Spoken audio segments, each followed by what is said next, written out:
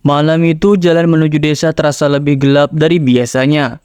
Cahaya bulan hanya sedikit menerangi jalan setapak yang dikelilingi oleh pepohonan tinggi. Angin malam berhembus pelan, membawa aroma lembab dari tanah yang baru saja diguyur hujan. Rina yang baru saja pulang dari rumah temannya berjalan sendirian menyusuri jalan yang sunyi. Ia merapatkan jaketnya, berusaha melindungi diri dari dinginnya udara malam yang menusuk. Rina merasa ada sesuatu yang aneh malam itu. Suasana seakan lebih sunyi dari biasanya. Tidak ada suara serangga malam atau gemerisik dedaunan yang tertiup angin. Satu-satunya suara yang terdengar hanyalah langkah kakinya yang beradu dengan tanah basah. Saat ia melangkah semakin jauh ke dalam hutan kecil yang memisahkan desanya dengan desa sebelah, Rina mulai merasa gelisah. Ada perasaan tidak nyaman yang terus menghantui pikirannya, seolah ada mata yang mengawasinya dari kegelapan. Tiba-tiba di tengah keheningan malam, terdengar suara tawa kecil yang melengking. Rina menghentikan langkahnya. Seketika jantungnya berdebar kencang dan keringat dingin mulai mengalir di pelipisnya. Suara itu terdengar seperti tawa seorang wanita.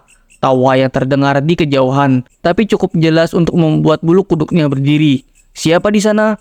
tanya Rina, mencoba menenangkan dirinya sendiri meski suaranya bergetar. Tak ada jawaban, hanya ada keheningan yang mencengkam. Rina melangkah lebih cepat, berharap segera sampai di rumahnya. Namun langkahnya terhenti lagi ketika tawa itu terdengar semakin dekat. Kali ini suara itu seolah berasal dari belakangnya. Rina menoleh dengan cepat, berharap tidak melihat apa-apa. Namun, di ujung jalan setapak yang baru saja dilaluinya, samar-samar ia melihat bayangan putih. Bayangan itu berdiri diam, tidak bergerak, tapi jelas terlihat seperti sosok wanita berambut panjang yang mengenakan pakaian putih lusuh.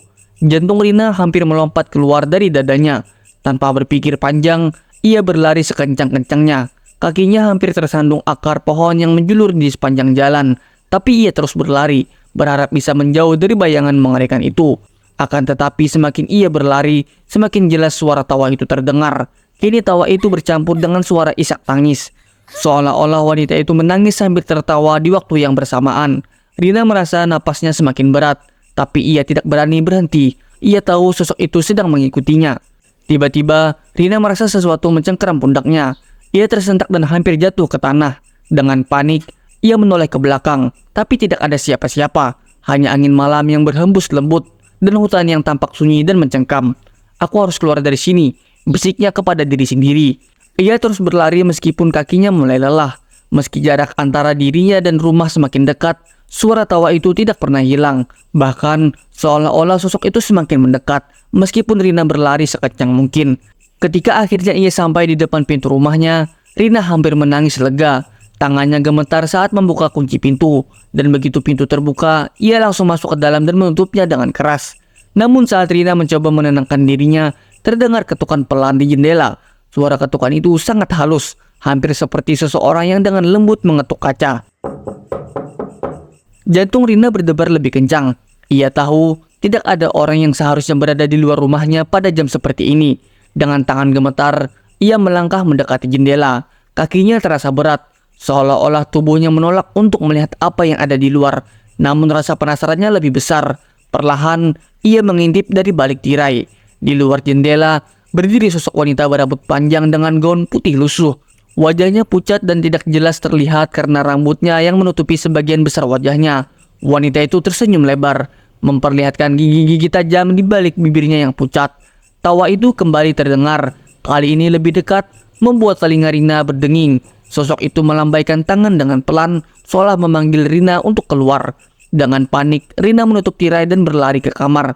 Ia mengunci pintu kamar dengan rapat dan merapatkan tubuhnya ke dinding, mencoba menenangkan nafasnya yang tersengal-sengal. Tapi suara itu tidak pernah hilang.